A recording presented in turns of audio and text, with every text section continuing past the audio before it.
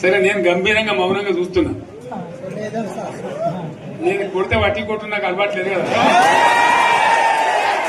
చూద్దాము.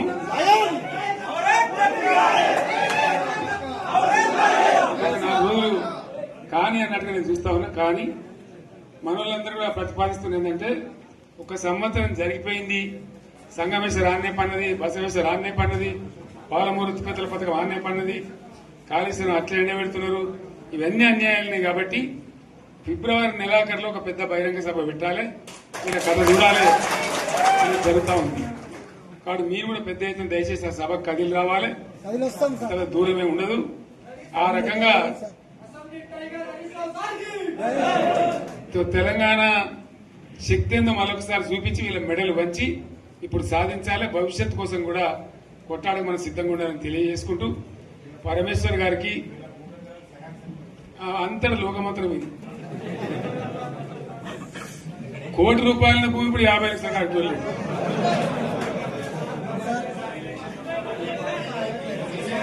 ఈ ఒక్కని బాధ ఒక ఆయన వచ్చింది, మన ఒక ఆయన ఒక 10 మంది వచ్చారు హైదరాబాద్కి. అందులోకి 2 ముస్లిం సోదరులు వచ్చారు. साहब सोब तबाह हो गया, इफलासी मुफलसी बच्चे क्या दबे हो गए.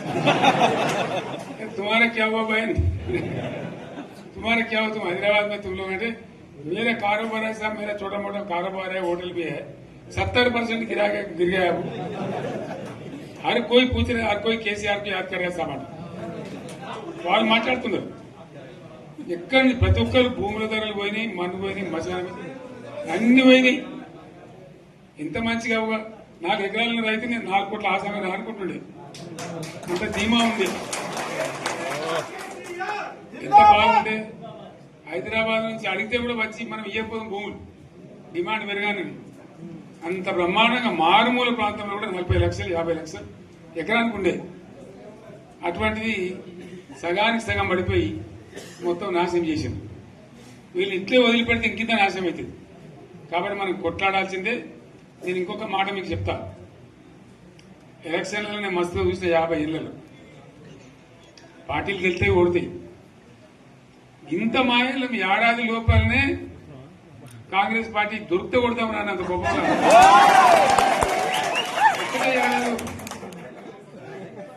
ఇంకా వాళ్ళ బొంద తెలివికి నిన్న వారి పార్టీడే మంది పెట్టాలి. అదేందో పోలింగ్ పెట్టిన వాడు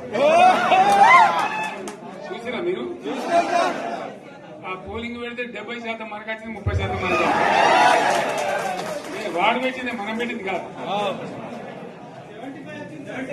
75 ఇది పరిస్థితి. అదే నేను ఏమంటున్నా అంటే, ఫామ్ హౌస్ అంటే ఏముంటది, వారి ఉంటది, మక్కు ఉంటది, అల్లం ఉంటది. కాంగ్రెస్ వాళ్ళు ఎంత మనిషి చేస్తే పారబడి తవ్వచ్చు కూడా లంగత. దీన్ని ఫామ్ హౌస్ అని మనం బదనాం చేసి అంతే కదా. నేను ఏమంటున్నా అంటే, అన్ని మబ్బులు వీడిపోయినట్టు ప్రజలకు అన్ని తెలిసిపోతున్నాయి. మంచి ఏంది, చెడ్డ ఏంది, ఏం జరిగింది అన్ని ఇంకా ఘోరమైందని చెప్తున్నా.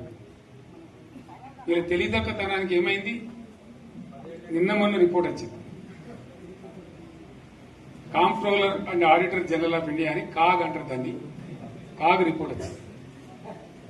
పోయిన సంవత్సరం మన గవర్నమెంట్ లో వచ్చిన ఆదాయం కంటే 13,000 కోట్ల రూపాయల ఆదాయం తగ్గిపోయింది.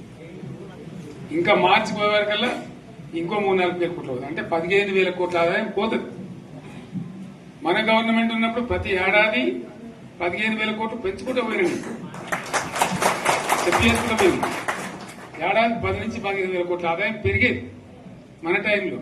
అంత జాగ్రత్తగా మనం వ్యవహారం చేస్తాం. ఇలా ఉల్టా 15,000 కోట్లు పడిపోయింది. ఇంకా వాడేమిస్తాడుగా, ఇంకో ఇస్తారా? ఇంకో 4-5 నెలలైతే జీతాలే కష్టమైంది దొరుకుతుంది. అందరు పెండింగ్ పెట్టి రిటైర్ అయిన దొరుకుతారు పైసలు, మీరు చూస్తారు కదా పేపర్లలో. సో ఆ విధంగా రాష్ట్ర ఆర్థిక పరిస్థితిని కూడా దివాలా తీయించారు. ఇవాళనేం కాదు, 100కు 100% ఇప్పటికే ప్రజలు నిర్ణయానికి వచ్చిండ్రు. డెఫినెట్ గా రాబోయే గవర్నమెంట్ మనదే అని అనుమానం కూడా అవసరం లేదు.